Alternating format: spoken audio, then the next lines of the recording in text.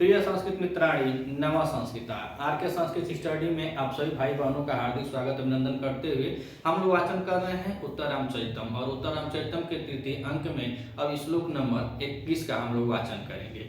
20 तक हम लोग देखा कि वह भगवान रामचंद्र जी थे और सभी लोग थे जहाँ पे आत्मीयता को पा करके अपने लोगों का स्नेह प्रेम पा करके मोर बहुत जोर जोर से बोलता है, खुश है, कदम का वृक्ष है, सब कुछ लोग खुशी खुशी थे। अब यह गोदावरी का तट हटा देती हैं वासंती जी और वासंती जी अब उनको लेकर कहाँ आती हैं, तो उनको लेकर आती हैं कहाँ, उनका जहाँ पे अब के जमाने में कहा जाए तो जहाँ उनका शयन कक्ष, और शयन कक्ष मतलब जहाँ बेडरूम होता है, तो भगवान राम को लेकर आ जाती हैं यहाँ पे। और यहाँ पे लेके आती हैं तो वासंती कहते हैं कि अत्र तावत आसन परिग्रह करोति देवः, हे भगवान यह आसन आप ग्रहण कीजिए। अब काहे ग्रहण कीजिए, तो कह रहे एततु देवाश्रम, यह देव का आश्रम मतलब आपका ही आश्रम है और इस आश्रम को आप इस आश्रम में आइए और यहाँ पे आप आसन को ग्रहण कीजिए अर्थात विराजमान हो जाइए। यही आपका आसन था जो 12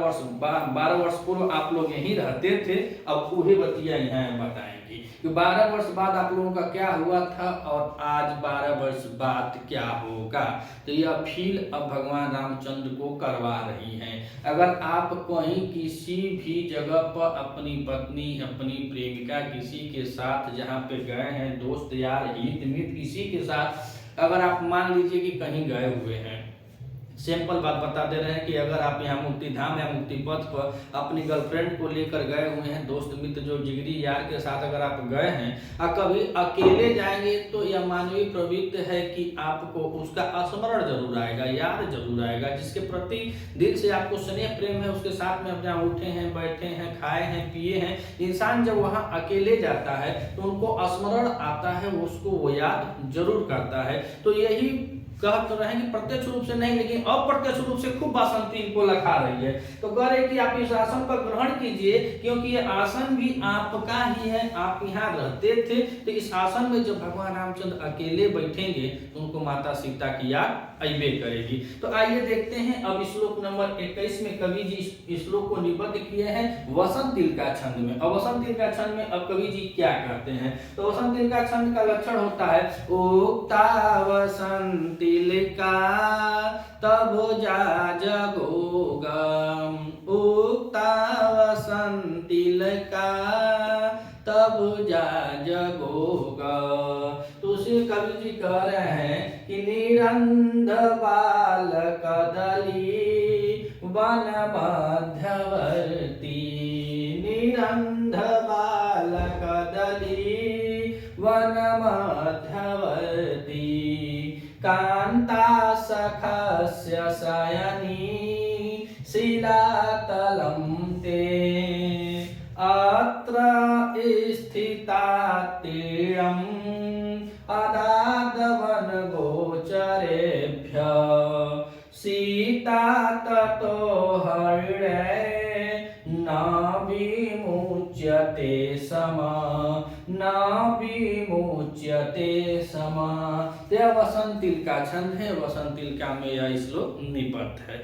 अब यहाँ पे वासंती का कथन है, देखिए यहाँ पे लिखा हुआ श्लोक नंबर 21 में यह वासंती का कथन है। मर्यादा पुरुषोत्तम रामचंद्र जी इसके श्रोता हैं। तृतीय अंक का श्लोक नंबर 21 है और इसमें अब कह रही हैं, कौन बोल रही हैं, तो वासंती जी बोल रहे हैं। वासंती जी क्या कह रहे हैं, तो कह रहे हैं कि कांता सखा से अर्थात कांता प्रिया।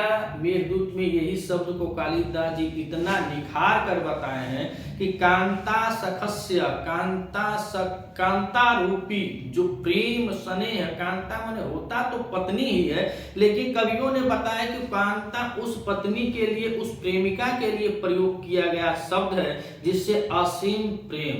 अब असीम प्रेम मतलब सागर से भी गहरा प्रेम, कल्पना कर रहे हैं सागर से भी गहरा प्रेम हो और पर्वत के से ऊंचा प्रेम हो, ऐसे लोगों जो स्त्रियां होती हैं, चाहे प्रेमिका के रूप में हो चाहे पत्नी के रूप में, उसे कांता कहा जाता है। तो भाई इनका प्रेम स्नेह था भगवान रामचंद्र का, 12 वर्ष हो गए बाद तब रोवाई आवो थी, छोड़ दे तब वो।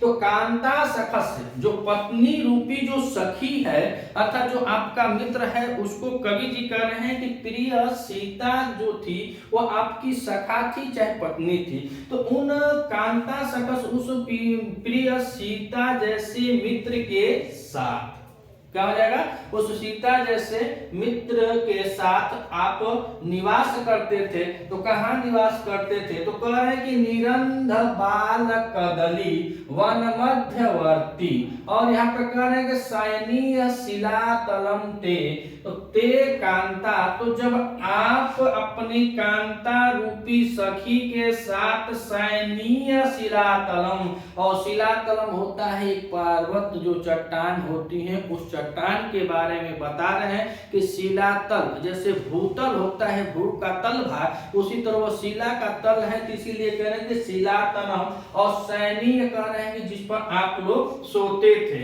तो जिस पर आप लोग सोते थे, तो इसको हम देखेंगे तो यहाँ पे सी धातु के साथ अनियत प्रत्यय किया गया है। कौन सा प्रत्यय लगा हुआ है, अनियत प्रत्यय लगा हुआ है। तो कह रहे हैं कि ते कांता सकस, आप जब शयनीय शिला तलम, इस पर्वत शिला पर जो है उस पर आप विश्राम किया करते थे।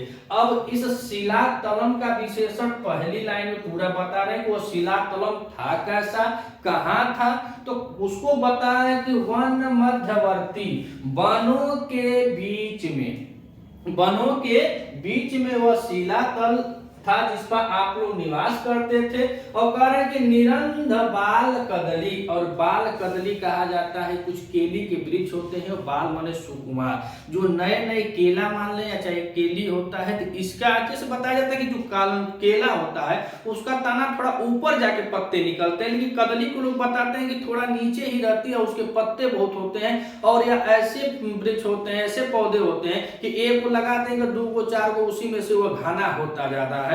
तो आगे यह बता भी रहे हैं कि वह कदली का वृक्ष, जो सुकुमार कदली का वृक्ष है, जो वन के बीच में है, जिससे वह कौन या शिला तलम जो घिरा हुआ है वह कैसा है, तो कह रहे निरंध।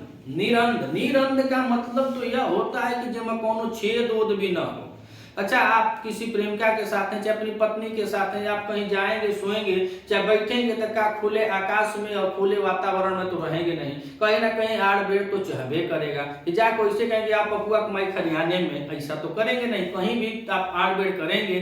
तो यही कह रहे कि निरंध, और निरंध में कह रहा है कि निर्गतम रंध छिद्रम याभ्यताम, अर्थात निरंध जो है वह बहुप्रिय समास है। इसमें कौन सा है, तो बहुप्रिय समास हुआ है। और बहुप्रिय समास काहे हुआ, तो कहे निर्गतम रंध छिद्रम याभ्यम ताम, अर्थात इसमें जिसमें कहीं एक छेद भी न हो, एको छेद होल न हो, ऐसा घना वह कदली का वृक्ष था, जिसको मान लीजिए कि अब लक्ष्मण जी लगाए होंगे चारों ओर कि हमारे भैया भाभी जब इसमें शयन करेंगे तो उसमें कोई देख ना पाए। कई जंगल में लोग रहते थे, वह जंगल में क्या होता है कि ढेर कनी भूत पिचास और जंगली जानवर इत्यादि बहुत लोग आएंगे आक्रमण कर, इसीलिए वहां पर शयन कक्ष उस समय भी बनाया गया था। तो ऐसा बनाया गया था कहाँ, तो कह रहे वन मध्यवर्ती, अर्थात वन के बीच में, अगर कोनो किनारे का अगर रहेगा तो उसमें कोई ना कोई जरूर एंट्री कर देगा, जैसे समझ में लोग जाएगा शयन कक्ष, इसीलिए उस शयन कक्ष को उस वन के बीच में। और यही वासंती कह रहे हैं कि जब आप अपनी कांता प्रियतमा के साथ तथा सीता के साथ जब यहाँ रहते थे, तो ये आपका ही आसन है। और वासन कैसा है, तो वन मध्यवर्ती, वनों के बीच में, और निरंध, निरंध मतलब एक को छेद न रहे, थोड़ा सा भी सुराख नहीं, इतना वो सजा हुआ लगा था। और इससे निरंध का मतलब होता है सघन। लेकिन निरंध जिसके लिए प्रयोग किया जाता है संस्कृत साहित्य में, तो उसमें यही होता है कि एकदम तनको में छेद ना रहे के चाहिए। तो नीर के साथ इसमें रंध लगा हुआ है, क्या लगा हुआ है, रंध लगा हुआ है, तो बना है निरंध। तो निरंध बाल कदली, अर्थात तो सघन सुकुमार कदली के वृक्षों से वन मध्यवर्ती, वनों के बीच में घेरा हुआ शयनीय शिला तलम थे, यही आपका वह शयन कक्ष है जो इस पर आप अपनी पत्नी के साथ रहा करते थे। हे भगवान, हे देव, हे महाराज, आप यहीं रहा करते थे। अब भगवान राम जाके चुपचाप वहीं बैठ गए। अब बैठ गए तो क्या वो बासंती और तमसा और किसी को याद करेंगे? जहाँ पर वो बैठे हैं, जहाँ पे 12 वर्ष बाद अपनी प्रियतमा, और यहाँ पे देखिए शब्द कितना सुंदर है, कांता, इतना घनिष्ठ शब्द है जिसको बहुत अधिक प्रेम करते थे, वह वहां पे उस समय थी 12 वर्ष पहले, और आज 12 वर्ष बाद भगवान राम अकेले बैठे। तो बार बार बसंतियां इनको याद दिला रहे कि हे प्रभु काहे छोड़ दिए, हे प्रभु काहे छोड़ दिए। और बासंती के रूप में भगवती जी भी लग रहा है कि वो पूरा पक्ष रख रहे हैं सीता का, और बार बार राम को यह कह रहे हैं कि देखा देखा पहले तो यही बैठा कर उनको दिखा रही है, और उनको याद भी दिला रहे कि यही यहाँ पर का सैन्य शिलातलम था, जो उस पर जो क्या है निरंद बाल कदली, जो सुकुमार कदली के वृक्षों से चारों तरफ घिरा रहता था। और होता क्या था कि यहाँ पे आप अपनी कांता, अपनी प्रियतमा अर्थात सीता के साथ रहते थे। बाबू दूर लाइन तो ऊपर भी बता दिया, नीचे के लाइन में क्या कहना कि अत्र स्थिता त्रीणम आगाद वन गोचरे सीता ततो हरिणी, हरिण लिखा, सीता ततो हरिण करना विमुच्यते सम। तो कह रहे कि अतः स्थिर अर्थात यहीं स्थित होकर के, यहीं पर बैठ करके, दो लाइन वो शिलातल का है, सैन्य कक्ष है, बेडरूम के बारे में बता रहे हैं कि जहां पे थोड़ा सा भी सुराख नहीं होता था, किससे? कदली के वृक्षों से। और नीचे करेंगे अत्र स्थित्वा, यहीं पर बैठ करके, यहीं पे आराम से बैठ करके, त्रीणम आदाद वन गोचरेभ्य, और वन गोचरेभ्यो मतलब हो जाएगा यहाँ पे कि वन में जो विचरण करते हैं पशु पंछी सबके बारे में हो जाएगा।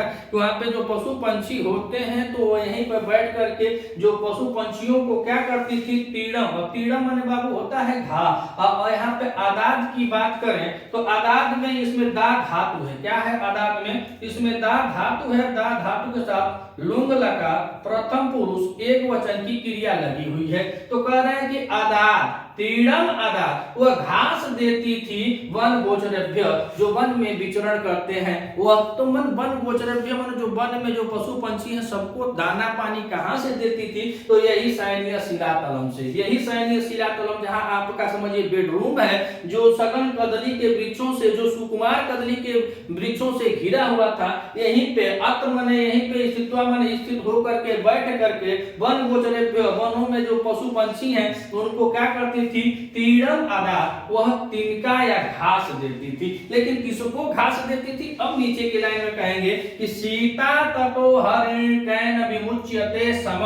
तो सीता जी घास किसको देती थी? तो कह रहे हैं हरिण। और हरिणी जो होते हैं तो हरिण को बता रहे हैं कि वह जो मृग होते हैं, तो मृग के जो छोटे छोटे बच्चे थे उनको यह घास ओस डाला करती थी। एग्जाम्पल में पहले बता दें कि छोटा हाथी का बच्चा था, फिर बतलाए कि छोटा वो मोर का बच्चा था जिसको अपने हाथों से वह नचाया करती थी ताली बजा बजा कर। फिर बतलाए कि कदम का वृक्ष था, और यहाँ पर बता रहे हैं कि हरिण कैना विमुच्यते सम, अर्थात वह सीता जो हरिण अर्थात जो हिरण के छोटे छोटे बच्चे होते थे उनको आदाद तीड़म, उनको वह घास दिया। अब कह रहे हैं कि अत्र स्थित्वा तीड़म आदात वन गोचरभ्य। तो स्थित्वा को देखें तो स्थित्वा में आस्था, और आस्था के साथ कत और कत के साथ टा प्रत्यय किया गया है तो बना है स्थित्वा। तो जहां स्थित होकर तीड़म आदात जो घास होती थी वह वन गोचरभ्य, उन वन के जीवों को वह आदात माने देना होता, आदात दिया करती थी। कौन? सीता जी। और करेंगे तत् हरिण न विमुच्यते सम, जिससे हरिण जो होते थे, जो हरिण के बच्चे होते थे, न विमुच्यते सम, वह कहीं जाते नहीं थे। अर्थात जो हरिण होते थे, जो हिरण होती हैं, वह वहां जाते थे, अपने चारा वारा खाती थी, उनके बच्चे वहीं रुक जाते थे, उनके बच्चे वहीं रुक जाते थे, और उनकी माताएं बड़े दूर दूर तक चली जाती थी अपने चारा भोजन के लिए। लेकिन माता सीता के स्नेह प्रेम के कारण यहाँ पे जो उसके हरिण के बच्चे, जो हिरण के बच्चे होते हैं, तो कह रहे हैं तत् हरिण, वही जो हरिण होते थे वह क्या करते थे? तो कह रहे न विमुच्यते सम, वहां से वह कहीं जाते नहीं थे। जबकि उनकी माताएं दूर दूर तक चली जाती थी, लेकिन वह छोटे छोटे बच्चे माता सीता को को चारों तरफ घेरे रहते थे। हे नाथ यह वही आपका शयन कक्ष है, यही आपका शयनीय शिला तलम है। हे नाथ यह वही स्थान है जहाँ आप कांता सखास्य अर्थात अपने प्रिय जानकी के साथ रहा करते थे। अब हम विमुच की बात करें तो विमुच में देखेंगे तो बी उपसर्ग पूर्वमुच धातु है और मुच धातु में कर्म वाच्य में यह लगा हुआ है, कर्म वाच्य में यह लट लकार प्रथम पुरुष एक वचन की क्रिया विमुच्यते। तो कह रहे हैं कि तत हरिण, वही जो हरिण होते थे, जो हिरण के बच्चे होते तो कहीं हिलते नहीं थे, उच्चत सम उनको चारों तरफ घेरे रहते थे। तो आइए एक बार और देखते हैं कि निरंध बाल कदली वन मध्यवर्ती कांता सखस्य शयनी शिलातलम ते। तो कह रहे हैं कि जब आप अपनी कांता प्रिया के साथ, जो मित्र के जैसे आपके साथ रहती थी, उस समय यह शयनीय शिला तलम या वही शयन करने वाला जो शिला है, वह जो शिला का तल है वही है जो वन के मध्य में निरंध बिना छेद के सुकुमार कदली के वृक्षों से घिरा हुआ यह शिला तलम आपका है। आप इस पर बैठ जाइए, आश्रय लीजिए। उसके बाद करें अत्र स्थित, यहीं पे स्थित होकर के वन गोचरेभ्य, वन में विचरण करने वाले जो जीव होते हैं, तीड़म ददात सीता जो थी वह उनको ताना ओना डाला करती थी, अर्थात घास भूसा, तिनका माने घास, वह घास उसको डालती थी। और जब वह घास को डालती थी तो कहें तत हरिण न विमुच्य सम, तब वह हरिण जो होते थे वह वहां से कहीं जाते ही नहीं थे। भले उनके माता दादा कहीं चले जाते थे, लेकिन वह छोटे छोटे जो बच्चे होते थे माता सीता को घेरे रहते थे, वह कहीं जाते नहीं थे। यह कथन है वासंती का, श्रोता है राम। यह श्लोक पुष्पिता बसंती का छंद में निबद्ध था और इसमें यह शयन कक्ष के बारे में यह वासंती जी भगवान रामचंद्र को बताती हैं। अगर आप चैनल पर नए हैं तो चैनल को सब्सक्राइब कीजिएगा। वीडियो अच्छी लगे तो वीडियो को अपने दोस्त यार मित्रों तक ज़्यादा से ज़्यादा शेयर कीजिएगा। मिलते हैं अगले वीडियो में, तब तक के लिए नमः संस्कृताय।